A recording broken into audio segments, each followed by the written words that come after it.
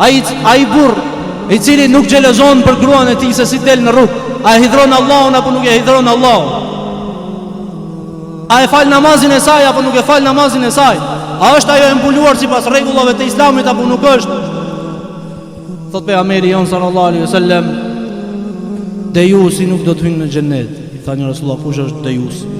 Dejus, kush është dejusi? Tha pejgamberi sallallahu alaihi wasallam, ai i cili e sheh haramin në shtëpinë e tij ndërsa ai hesht.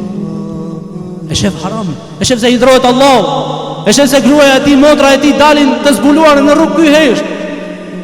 Së paku bëje dëndën, thuaj, nëse s'ke mundësi më të madhe, thuaj, urdhëroje që mos ta hidhron Allahun azza wa jall. E dëgjon muzikën në shtëpinë e tij, ky hesht, edhe pse e din haramin e kësaj muzike.